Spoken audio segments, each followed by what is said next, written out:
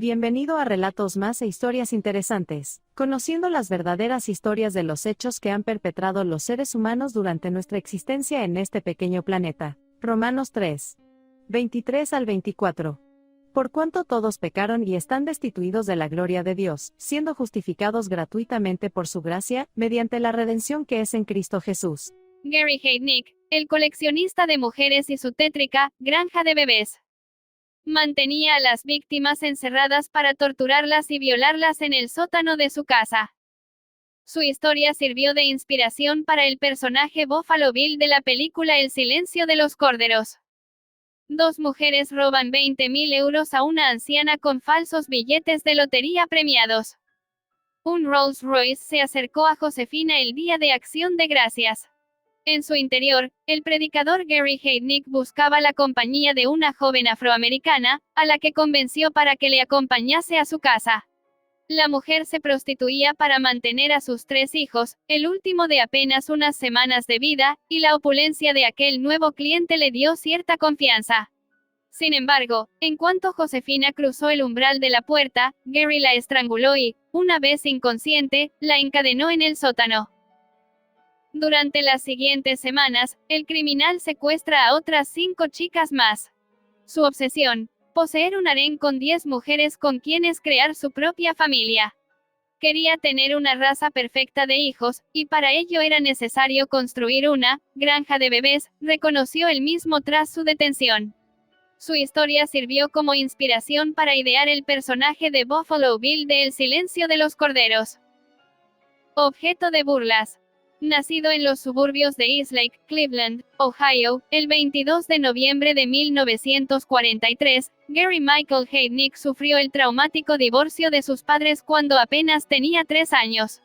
Aunque hasta 1950 Gary y su hermano pequeño Terry vivieron con su madre Ellen, el hogar materno se volvió difícil debido a los problemas de alcoholismo de la mujer. En la casa paterna tampoco mejoró. Michael, que también se había casado en segundas nupcias como su exmujer, fue un hombre violento y maltratador que abusaba física y psicológicamente de sus hijos. Especialmente de Gary.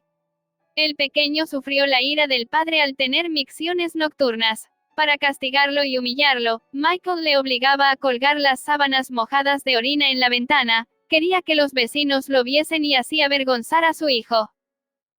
Gary tampoco encontró refugio en la escuela donde, pese a ser un estudiante superdotado con un cociente intelectual de 148, no conseguía hacer amigos. Entre las razones, la vestimenta militar que siempre llevaba y su extrema timidez. De hecho, ser tan distinto le hizo convertirse en el objeto de toda clase de burlas. Estas aumentaron a raíz de un accidente: se cayó de un árbol.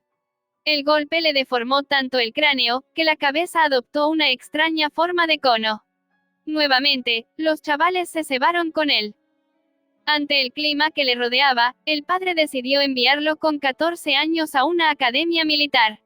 2 años después, Gary regresó al colegio, aunque al poco tiempo prefirió dejar las clases y alistarse en el ejército para servir a su país. Tenía 17 años.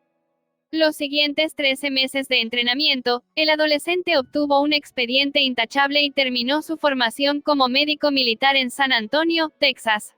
Su primera misión fue en el 46º Hospital Móvil Quirúrgico del Ejército Norteamericano en la ciudad alemana de Landstuhl, hasta que en octubre de 1962 le diagnosticaron trastorno esquizoide de la personalidad, por el cual tenía que medicarse con trifluoperacina, un antipsicótico. Con este diagnóstico, el ejército le dio de baja con honores y le concedió una pensión de invalidez completa. Pero la salud mental de Gary comenzó a ser inestable, pasó por varios psiquiátricos y se intentó suicidar en 13 ocasiones. El muchacho solo encontró cierta paz en octubre de 1971 al fundar su propia congregación religiosa, la Iglesia Unida de los Ministros de Dios, donde ejercía como predicador en la North Marshall Street, de Filadelfia. El predicador. Lo que empezó siendo una iglesia con $1,500 y 5 feligreses, en 4 años Gary multiplicó el número de devotos y aumentó las donaciones en $500,000. Incluso llegó a ser conocido como el obispo de las hamburguesas, porque repartía esta comida una vez terminados sus sermones. Sin embargo, aquel teatro tenía truco. El predicador utilizaba a pacientes con discapacidad mental de un psiquiátrico cercano, el Instituto Elwyn, para captar a sus potenciales fieles. Gracias a su carisma, simpatía y bonita sonrisa, conseguía que el sector femenino del centro lo acompañase a la iglesia. Una de ellas fue Anne Davidson, que inició una relación sentimental con Gary y, 2 años después, dio a luz a su primer hijo en común. En marzo de 1978, el charlatán fue detenido por secuestrar, violar, sodomizar y torturar a la hermana de su novia, Maxine, a la que sacó sin permiso del Instituto Elwyn para retenerla en el sótano de su casa durante 10 días. Cuando la policía la encontró, la mujer estaba aterrorizada y llena de sangre. Gary pasó 3 años en una institución mental tras ser acusado de secuestro, violación, privación de la libertad e interferir en la custodia de una persona interna. Gracias a su buen comportamiento y a ese silencio sepulcral con la que las autoridades describieron a Gary, el predicador salió en libertad bajo supervisión estatal en 1983. Una vez en la calle, empezó una nueva vida. Se compró una casa en el 3520 de North Marshall Street, un Rolls Royce y un Cadillac, y se dio de alta en una agencia matrimonial para buscar pareja. Allí conoció a Betty Disto, una filipina recién llegada a los Estados Unidos con quien contrajo matrimonio el 3 de octubre de 1985, tan solo un mes después de conocerse. Sin embargo, el comportamiento abusivo y violento del predicador salió pronto a la luz. En ocasiones, Gary obligaba a su esposa a mirar mientras él tenía relaciones sexuales con otras mujeres. Su único objetivo era hacer daño. Además, solía violarla a menudo y cometía toda clase de abusos psicológicos. El matrimonio terminó en enero de 1986 cuando la comunidad filipina en Filadelfia la ayudó a escapar de aquel tormento. Por entonces, la mujer se había quedado embarazada, circunstancia que Gary no supo hasta que inició los trámites de divorcio. Con este segundo niño, el predicador tuvo un tercero, Gary Jr., después de abusar sexualmente de una de sus feligresas, Gail Lincoe. Pero el pequeño fue enviado a un hogar de acogida. El hecho de no poder ver ni tratar con ninguno de sus 3 hijos, hizo que Gary se plantee dejar embarazadas a 10 mujeres para poder formar su propia familia. Su única obsesión era tener una raza perfecta de hijos de estas mujeres, explicó Chuck Peruto, abogado defensor del criminal. A partir de ahí, planeó el modo de construir su propia granja de bebés, hasta convertirse en el conocido sembrador de bebés. Para ello transformó el sótano de su casa en una mazmorra, tapió las ventanas y las aisló para evitar que se escucharan los gritos de sus víctimas, ancló cadenas a las paredes, compró candados y forjó un pequeño pozo en el suelo. Una vez lista la casa de los horrores, Gary sacó su Rolls Royce en busca de la primera mujer. Al pozo. El 25 de noviembre de 1986, el predicador encontró a Josefina Rivera, una prostituta de 25 años, con 3 hijos pequeños y una economía precaria, que rápidamente accedió a subirse a su lujoso coche. La joven no sospechó que bajo aquel aspecto de opulencia se escondía un verdadero psicópata y un calvario que se prolongó varios meses. Gary llevó a la trabajadora sexual a su casa y, en cuanto cerró la puerta, la estranguló hasta dejarla inconsciente. Acto seguido, la arrastró al sótano y la encadenó. Una vez que despertó, Josefina empezó a gritar desesperadamente, así que el secuestrador la metió en el pozo para que se calmara. De allí no podría salir si él no quería. Los siguientes 7 días, Gary pegó, torturó y violó a Josefina. Y no contento con eso, continuó secuestrando a más víctimas. El 3 de diciembre raptó a Sandra Lindsay, una de las pacientes del Instituto Elwyn, a la que previamente había invitado a cenar en casa. Tras la primera copa de vino, la joven de 24 años terminó compartiendo espacio con Josefina. El 23 de diciembre llegó Lisa Thomas, de 19 años y, el 2 de enero de 1987, Deborah Dudley, de 23 años. Las 4 mujeres fueron golpeadas, torturadas y violadas, y obligadas a comer comida para perro, a presenciar las violaciones de sus compañeras, o a ser encerradas en el pozo si desobedecían o se rebelaban contra su captor. Sandra se llevó la peor parte en uno de esos castigos por haber tratado de escapar. El criminal la colgó de las muñecas a una viga, no le dio de comer en varios días y, después de padecer unas fiebres altísimas, la joven falleció. Ahora tocaba deshacerse del cadáver. Gary procedió a descuartizar el cuerpo, pero como no podía solo, obligó a las otras 3 mujeres a ayudarle. Una vez troceado, el asesino guardó los brazos y las piernas como comida para el perro, asó las costillas al horno, e hirvió la cabeza en una cazuela. Pero el fuerte olor que emanaba de aquellos tétricos guisos llamó la atención de los vecinos y una patrulla de policía se personó en el domicilio del predicador. Estaba haciendo un asado, me he quedado dormido y se me ha quemado, se justificó ante las quejas. Los agentes dieron por buena su explicación y se marcharon. Ese mismo día y los posteriores, Gary alimentó tanto a las cautivas como a su perro con los trozos cocidos de Sandra, un dato que no conocieron hasta el día del juicio.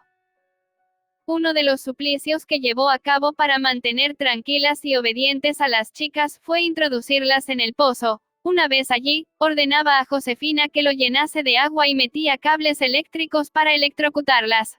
Nada funcionaba. Trataba de encontrar algo que las hiciera callar y dejaran de gritar, trataba de encontrar algo que les hiciera comportarse bien, confesó en una entrevista. Debra fue castigada con tal virulencia que murió de inmediato al ser electrocutada. En esta ocasión, Gary prefirió no descuartizar su cuerpo sino abandonarlo en Pine Barrens, en el estado de Nueva Jersey. Tras el asesinato de Debra, el predicador buscó una nueva víctima, Jacqueline Askins. El 18 de enero de 1987, Jackie, de tan solo 18 años, fue atacada por sorpresa, despojada de toda su ropa y lanzada a un sótano con otras 3 desconocidas. Estaban todas atadas, encadenadas. 2 estaban en la cama, una junto a la mesa de billar y la otra de pie junto a la ventana, tapada, explicó Askins en 2018. Al igual que hicieron sus compañeras durante las primeras horas de cautiverio, Jackie se desgañitaba para pedir auxilio. En especial, si escuchaba salir de la vivienda a Gary. Sin embargo, el delincuente lo tenía todo previsto, las amordazaba con cinta americana y les clavaba destornilladores en los oídos para evitar que escuchasen cualquier movimiento en la casa. Todo terminó cuando el 23 de marzo de 1987, Gary secuestró a otra prostituta, Agnes Adams. Lo hizo con la ayuda de una cómplice, Josefina, a la que el secuestrador premió permitiéndole hablar con su familia desde una gasolinera. Mientras Gary la esperaba en el coche, Josefina optó por llamar a emergencias para que fuesen a rescatarla. Al momento, se personaron varias unidades de policía en el lugar, detuvieron a Gary y lo llevaron a comisaría. Paralelamente, Josefina explicó los hechos y procedieron a registrar la propiedad. Al bajar se toparon con una dantesca escena, un hedor a cadáver prácticamente irrespirable y a varias mujeres encadenadas y amordazadas con evidentes signos de tortura.